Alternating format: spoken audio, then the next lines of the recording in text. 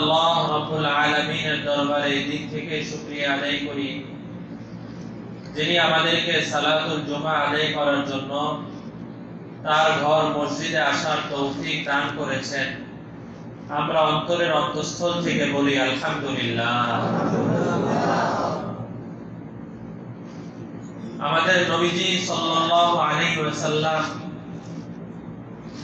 63 বছর হায়াত পেয়েছিলেন।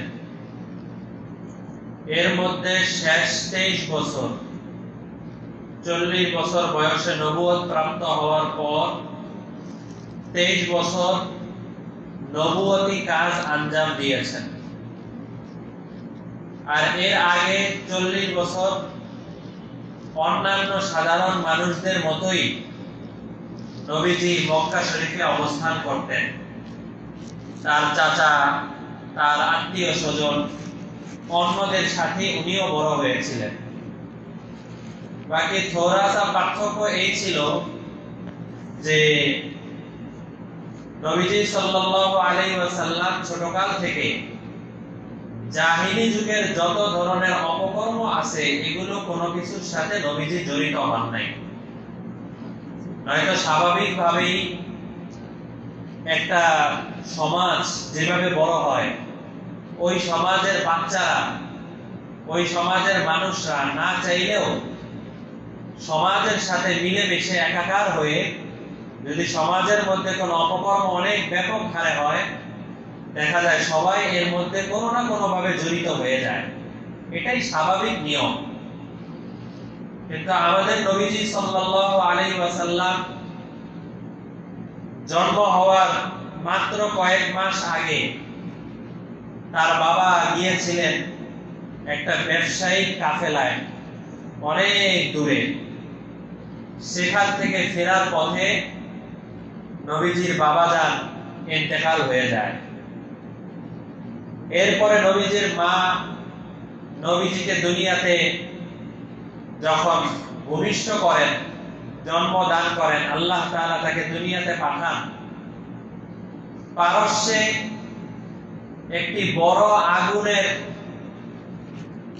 গর্ত ছিল, বিশাল বড় আগুনের গর্ত। যে আগুনের গর্তে তাদের কথা হলো যে ওই সময় থেকে 1000 বছর আগে কোন আগুন পূজারী একজন লোক এই বিশাল বড় গর্ত খনন করে সেখানে আগুন জ্বালাইছে। জ্বালানোর পর থেকে এই আগুন জ্বলতে জ্বলতে এত বড় এরিয়া, কিতাবের মধ্যে স্পষ্ট দেওয়া নাই যে কত মাইল ছিল ওই গর্তটা, বাকি অনুমান করে বলা হয় যে অনেক বড় ছিল। আমাদের এখন বড় বড় এলাকা, বড় বড় জেলা সমপরিমাণ হতে পারে, বা তার চেয়ে কম হতে পারে, বেশিও হতে পারে, কিন্তু বিশাল বড় এরিয়া যে আগুনের কুণ্ডকে ঘুরে শেষ করা সম্ভব ছিল না।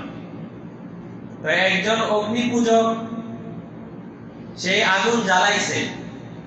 এরপর থেকে যত আগুন পূজারীরা আছে তাদের সবাই নেকের কাজ মনে করে এই আগুনের মধ্যে লাকড়ি দিয়ে আসতো।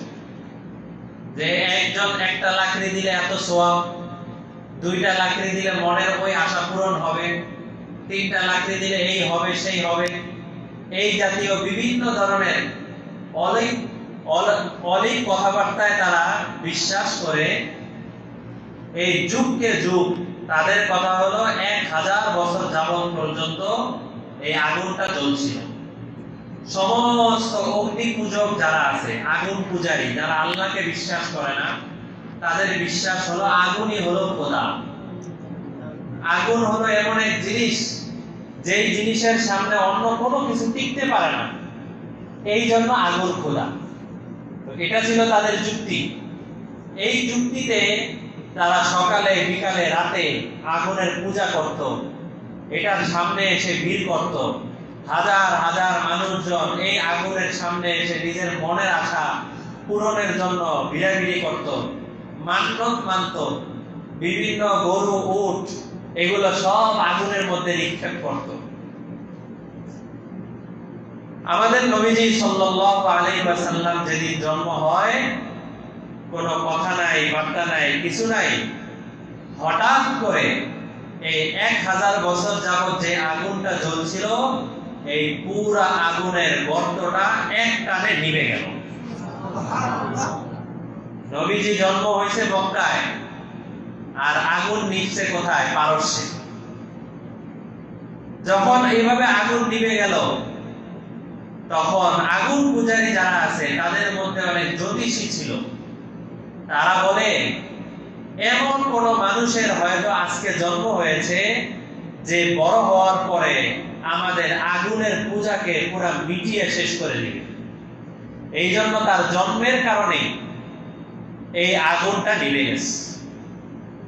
ঠিক একই সময় আমাদের নবীজি ফজরের সময় নবীজির জন্ম হয়েছে, তো ঠিক একই সময় তাদের বড় নেতা, সাম্রাজ্যের যে বড় নেতা ছিল, তার বিল্ডিং এর উপরে 14টা গম্বুজ ছিল। কোন ঝড় নাই, তুফান নাই, কিছু নাই। একজন কাফেরের সাম্রাজ্যের উপরে 14টা গম্বুজ হঠাৎ করে মনে হয় ভূমিকম্পের মতো নড়াচড়া করে সব একসাথে ধসে পড়ে গেছে। আর এদিক দিয়ে আমাদের নবীজি যখন জন্ম হলেন, একজন বাদী ছিল নবীজির চাচা আবু লাহাব, নবীজির আপন চাচা আবু লাহাব। নবীজির আরেক চাচা আবু জাহেল। আবু জাহেল নবীজির আপন চাচা ছিল না, অনেকে পেঁচ লাগায় এখানে। আবু লাহাব হলো নবীজির আপন চাচা, আর আবু জাহেল নবীজির আপন চাচা না। বাকি নবীজির সাথে চাচার সম্পর্ক ছিল এবং অনেক বড় শত্রু হয়ে গিয়েছিল ঈমান আনার, নবীজি নবুয়ত পাওয়ার পরে।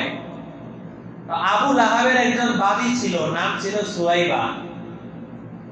সুয়াইবা এসে এই মালিক আবু লাহাবের কাছে এসে বলতেছে যে আপনার ছোট ভাই আব্দুল্লাহ কিছুদিন আগে মারা গেছে না? হ্যাঁ, মারা গেছে। আবু আব্দুল্লাহর যে বিবি আমেনা, তার ঘরে এখন একটা পুত্র সন্তান জন্মগ্রহণ করেছে। তখন আবু লাহাব, সহিহ বুখারী শরীফের ঘটনা, বুখারী শরীফের মধ্যে এই ঘটনা আছে। আবু লাহাব ওই সময় তার 2টা আঙ্গুল দিয়ে বলছিলে, সুয়াইবা, তুমি আমার ছোট ভাই মারা যাওয়ার পরে তার সন্তান হয়েছে, এই সন্তানের জন্ম হওয়ার সুসংবাদ দিলা। তুমি যেহেতু সুসংবাদ দিয়েছ, সুসংবাদ দেওয়ার কারণে আমি খুশি হয়ে তোমাকে আমার বাদী থেকে মুক্ত করে আজাদ করে দিলাম। আজাদ করে দেওয়ার সময় তার 2টা আঙ্গুল দিয়ে ইশারা করছে যে যাও, তোমাকে আজাদ করে দিলাম।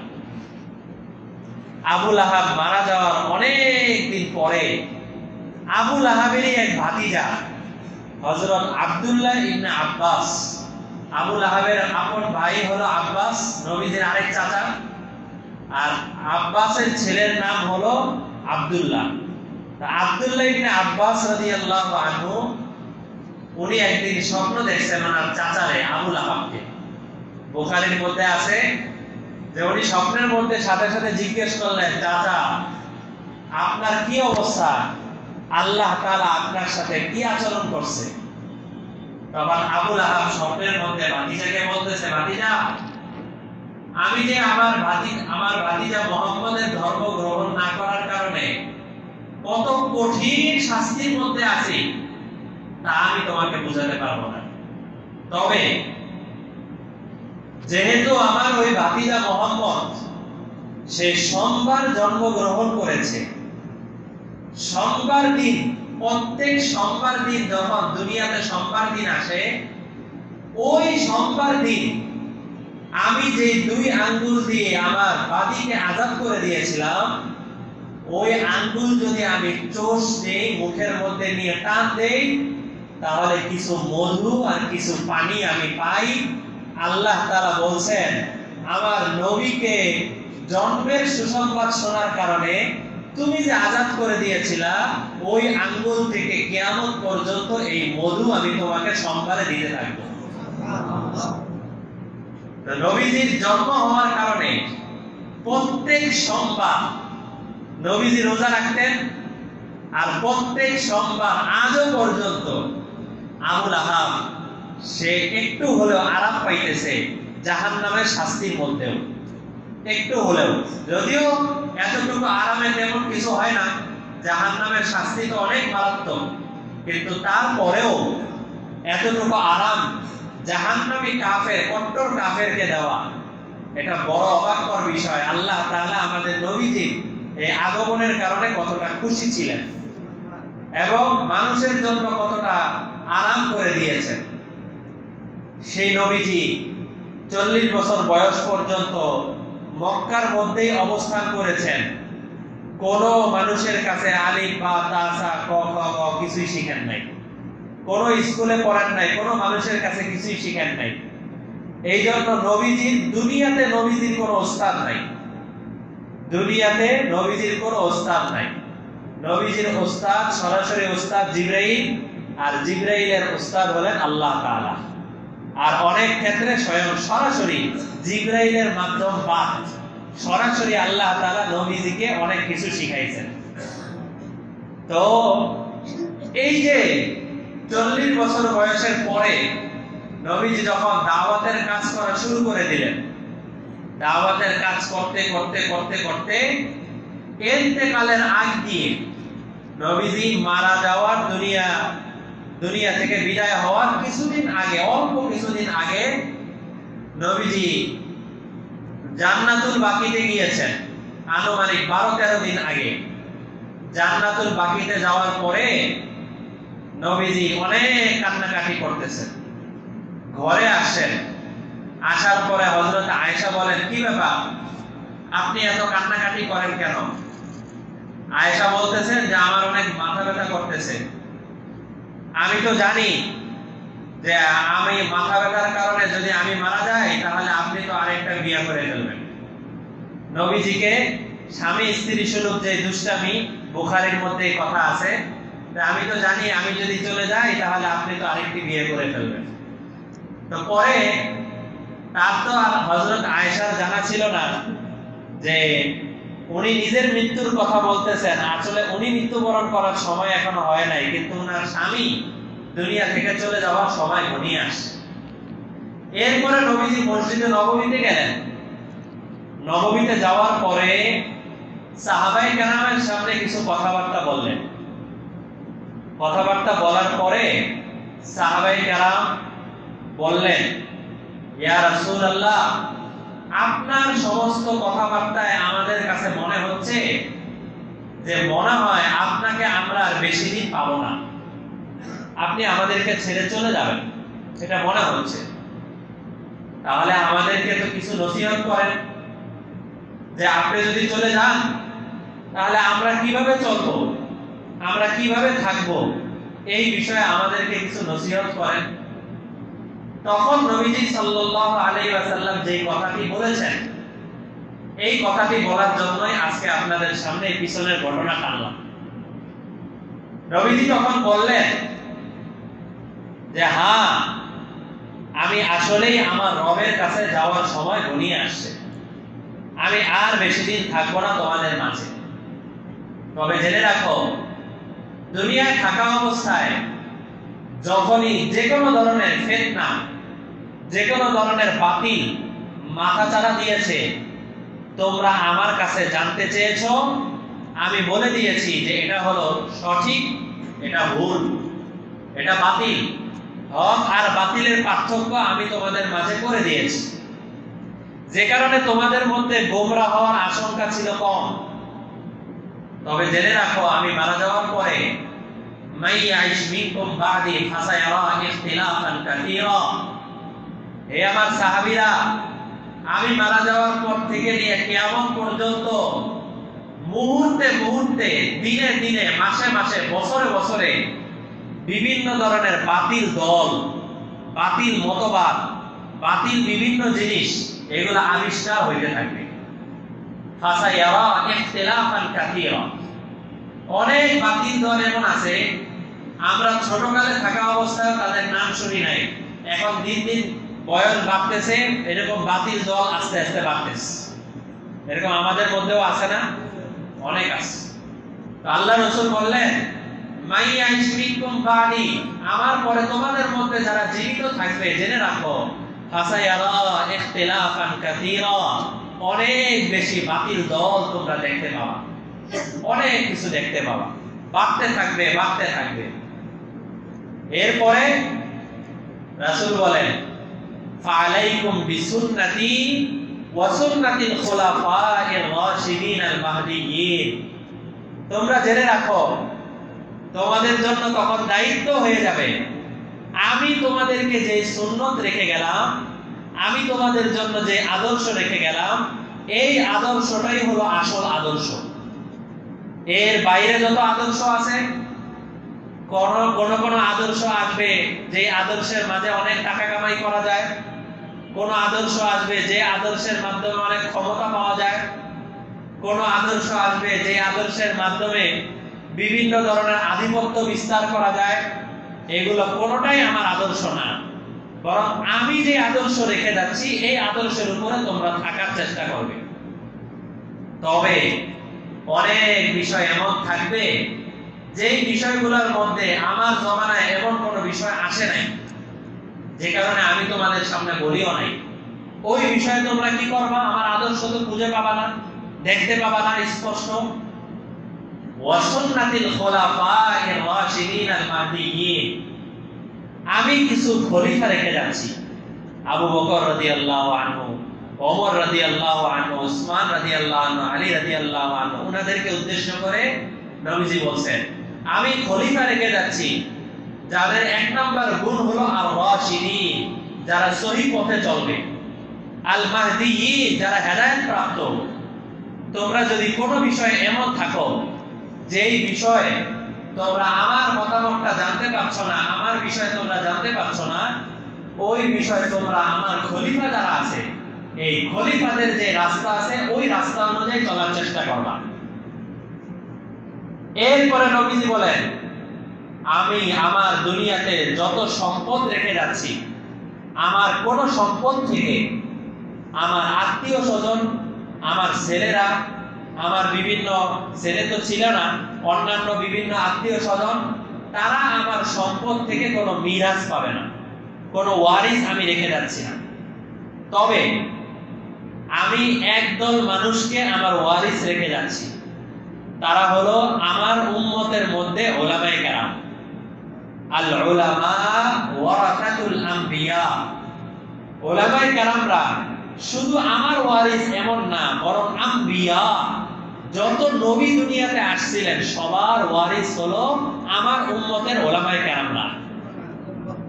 বলেন, ওয়াইনাল আম্বিয়া লাম ইউয়ারিসু দিনারান ওয়ালা দিরহামা, নবীরা এরা কোনো সময় দিনার আর দিরহামের ওয়ারিস বানায় যায় না, জায়গা জমির ওয়ারিস বানায় যায় না। ওয়াইন্নামা ওয়ারাতুল ইলম, তারা মূলত এলেমের ওয়ারিস বানায় যায়। তাদের এলেমগুলো অনেক মানুষ সিনা বাসিনা আস্তে আস্তে আস্তে আস্তে কিয়ামত পর্যন্ত এই একটা জামাত যারা হকের উপরে থাকবে তাদেরকে বাকি রাখা হবে এবং তারা সহি কথা বলে যাবে। খোলাফায়ে রাশিদিনরা যে রাস্তায় চলেছিলেন তারাও ওই রাস্তায় চলার চেষ্টা করবে।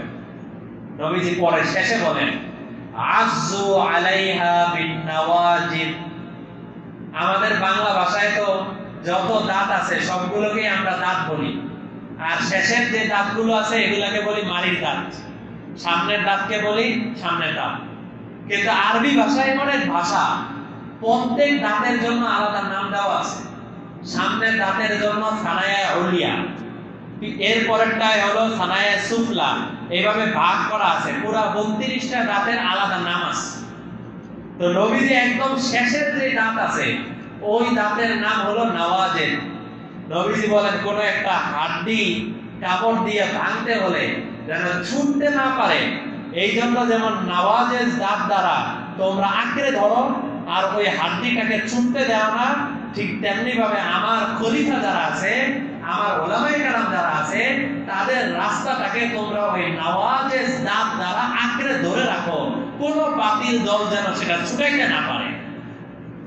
নবীজির ইন্তেকালের মাত্র 12 দিন আগের কথা। তার মানে বোঝা যায় নবীজি চলে যাওয়ার পর থেকে যুগে যুগে যুগে যুগে বিভিন্ন ভালো ভালো শিরোনামে অনেক ধরনের বাতিল দল আসতে থাকবে। অনেক বাতিল দল তো এমন আছে যারা আমলের দিক দিয়ে অন্যান্য হক পন্থার মানুষদের চাইতে অনেক ভালো। কোনো সময় পাগড়ি মাথা থেকে খুলে না, কোনো সময় জুব্বাও খুলে না। এমনকি বাংলাদেশে এমন দলও আছে যারা এখনো মসজিদ, খেজুর গাছের মসজিদের মধ্যে নামাজ পড়ে। খেজুর গাছের মসজিদে কেন? বলে যে নবীজি তো খেজুর গাছের মসজিদে নামাজ পড়ছেন, নবীজি তো এসির মধ্যে নামাজ পড়ে নাই, এই জন্য আমরা খেজুর গাছের মসজিদে নামাজ পড়ি। এমন আছে কিনা জানেন নাকি? আছে। তো এই যে কত ধরনের কত নামে, আবার এদিক দিয়ে খেজুর গাছের মসজিদে নামাজ, আবার ওদিক দিয়ে মসজিদের মধ্যে মিম্বরের উপরেই পীর সাহেব বসা থাকলে তার পায়ে গিয়ে সিজদা করতেছে। তাহলে এই খেজুর গাছের মসজিদে নামাজ পড়লে কোনো লাভ আছে? এদিক দিয়ে খেজুর গাছের মসজিদে নামাজ পড়ছি আর ওদিক দিয়ে শিরক করতেছি, আল্লাহর সাথে অন্য কাউকে সিজদা করতেছি। এটা তো যতই খেজুর গাছের মসজিদে নামাজ পড়ি এতে তো কোনো ফায়দা নাই, এতে কোনো লাভ নাই। তো যাই হোক, তো আমাদেরকে নবীজি এই জিনিসটা শিখায় দিলেন যে আমাদের জন্য কোরআন, হাদিস, সাহাবায়ে কেরাম, ওলামায়ে কেরাম তারাই হলো আমাদের জন্য অনুসরণীয়।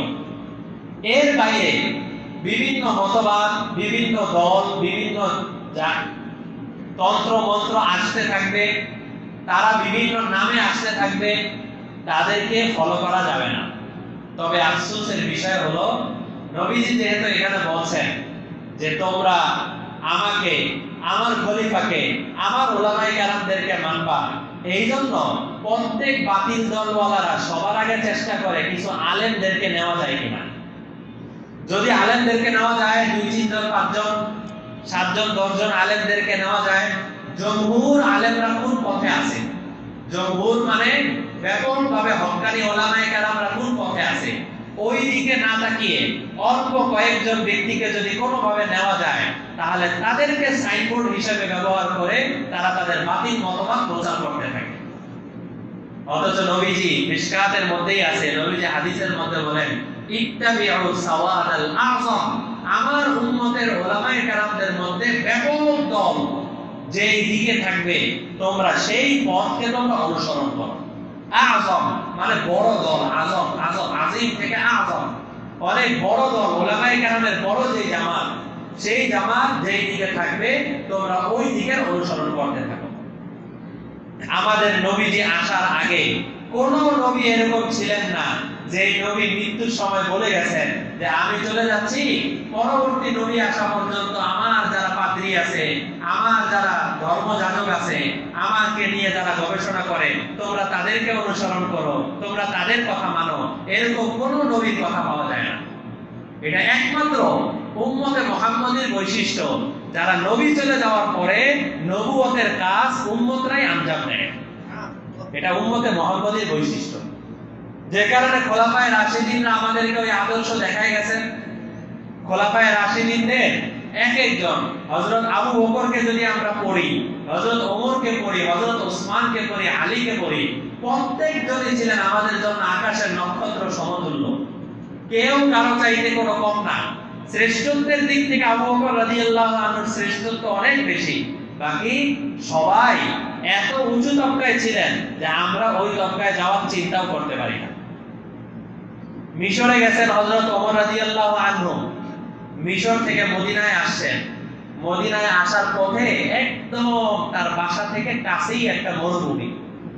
এই মরুভূমির কাছে দেখেন যে রাতের বেলা এক বুড়ি মহিলা সে বসে আছে। তো উনি মুখের মধ্যে হালকা একটু কাপড় লাগিয়ে যাতে বুঝতে না পারে, আর একটা তো অনেকে চিনতই না, তো অন্ধকারের মধ্যে গিয়ে বুড়িকে জিজ্ঞেস করতেছে যে বুড়িমা কি খবর, কেমন আছেন?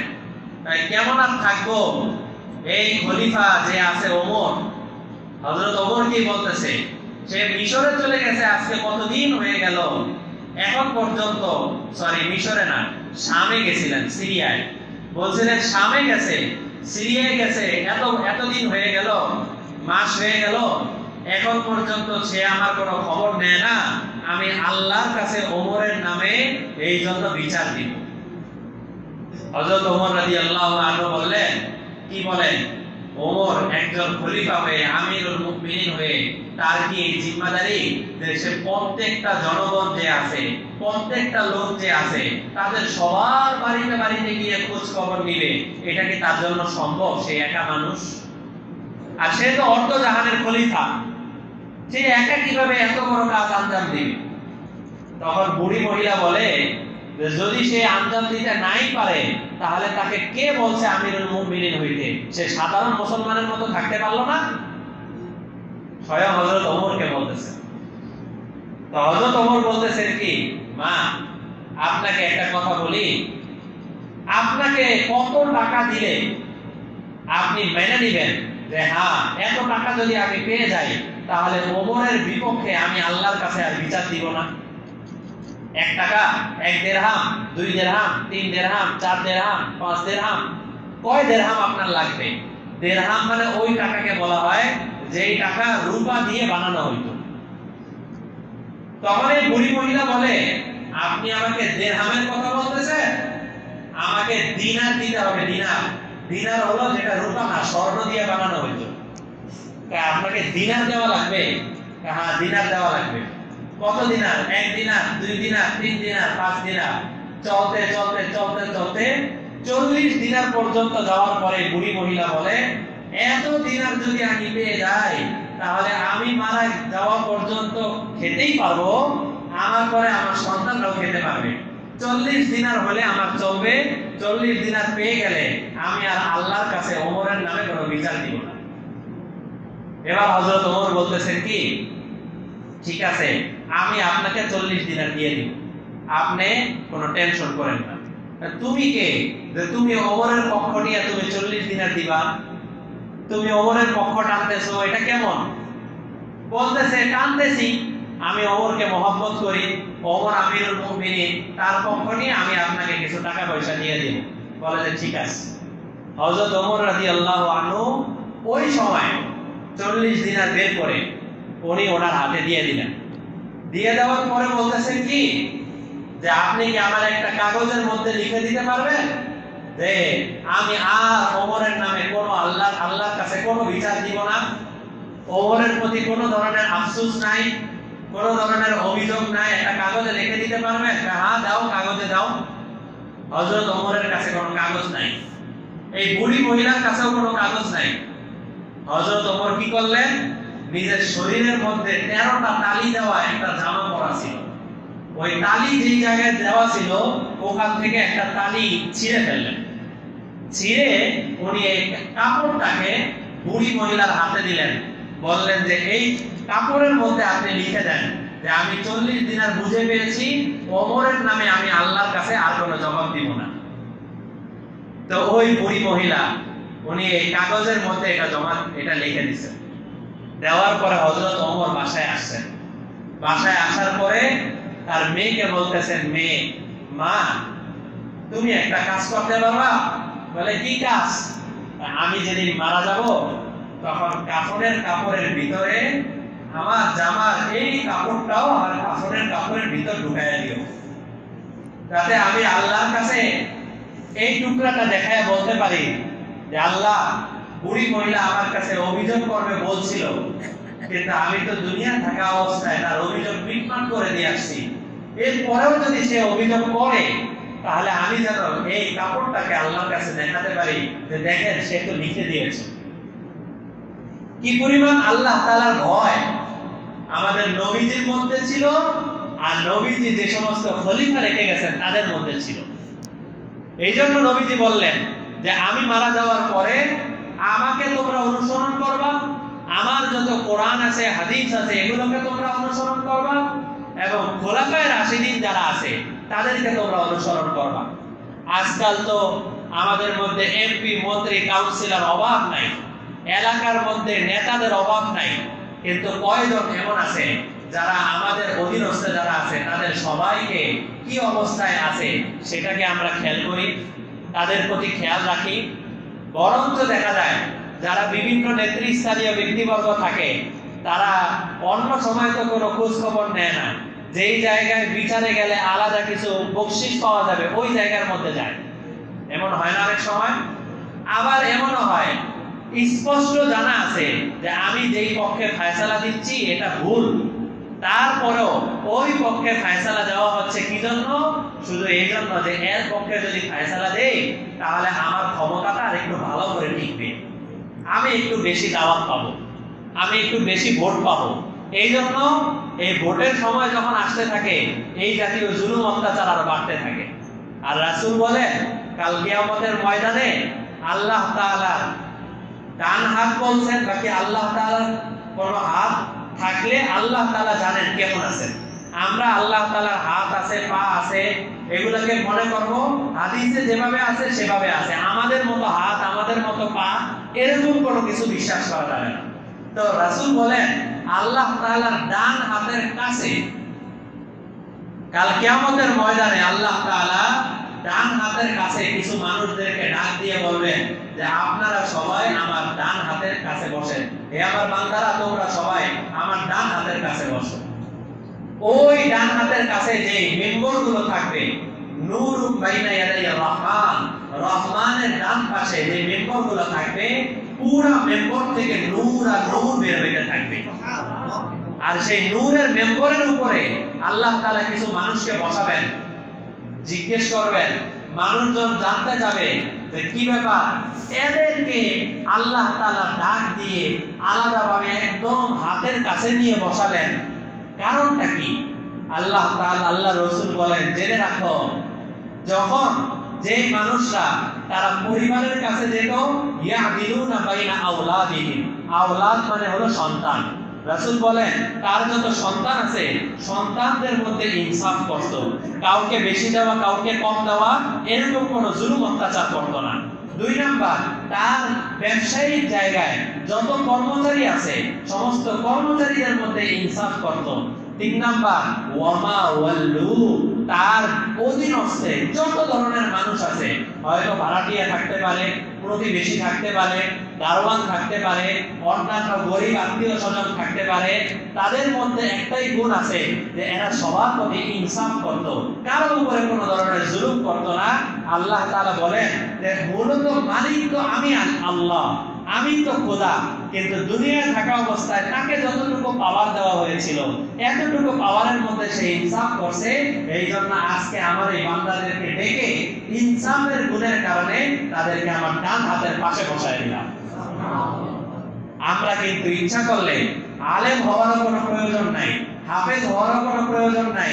ইনসাফের গুণ যদি আমাদের সবার মধ্যে থাকে, জুলুম থেকে যদি আমরা বাঁচতে পারি, কাল কিয়ামতের ময়দানে আল্লাহ তাআলার ডান পাশে গিয়েও মেম্বরের মধ্যে জায়গা পাইতে পারি কিনা? কিন্তু চিন্তা করি আমরা নিজেরা কতটুকু ইনসাফ করি নিজেদের ফ্যামিলির প্রতি, নিজেদের কর্মচারীদের প্রতি, নিজেদের অধীনস্থদের প্রতি।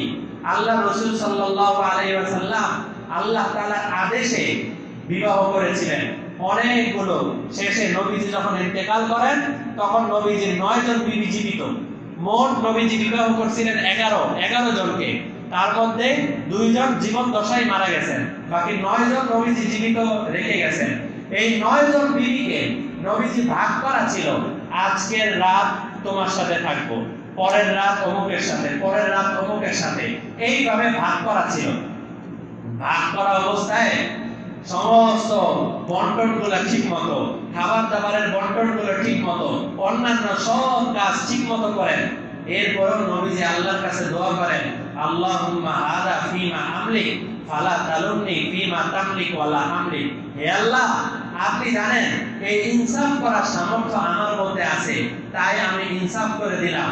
বাকি আমার মনটা হযরত আয়েশার দিকে একটু বেশি যায়। হে আল্লাহ, অন্য বিবিদের চাইতে আয়েশার দিকে যে আমার মনটা একটু বেশি চলে যায়, আপনি দয়া করে কাল কিয়ামতের ময়দানে এতটুকুর কারণে আমাকে গ্রেফতার করেন না। নবীজি হওয়া সত্ত্বেও ফালা তালুননি ফীমা তামলিক ওয়ালা আমলিক। হে আল্লাহ, আমার অন্তর তো আপনি সৃষ্টি করেছেন, আয়েশার দিকে আমার মনটা একটু বেশি চলে যায়। আমি অসুস্থ হলে আয়েশার খেদমত পেতে মনে চায়, আমার পানি লাগলে খাবার দাবারের প্রয়োজন হলে আয়েশার কাছে একটু চেয়ে বসি। তো এতটুকু কারণে আমার মনটা যে ওর দিকে একটু বেশি করে থাকে, এতটুকু আমার তো ইখতিয়ার নাই, এটা আমার ইখতিয়ারের বাইরে। এতটুকু বেইনসাফি যদি আমার হয়ে থাকে, আল্লাহ দয়া করে আপনি আমাকে মাফ করে দেন। চিন্তা করা উচিত আমাদের নবীজি কি জিনিস শিখায় গেলেন আর আমরা কি জিনিস শিক্ষা নিই, আমরা কিভাবে শিক্ষা নিই। এই জন্য মেরে ভাই, আমরা এখানে যারা আছি সবাই, আল্লাহ রাসূল একটা কথা বলছেন, আলা কুল্লুকুম রাঈন, হে আমার উম্মতরা জেনে রাখো তোমরা প্রত্যেকেই রাখাল। রাখাল কেন বললেন?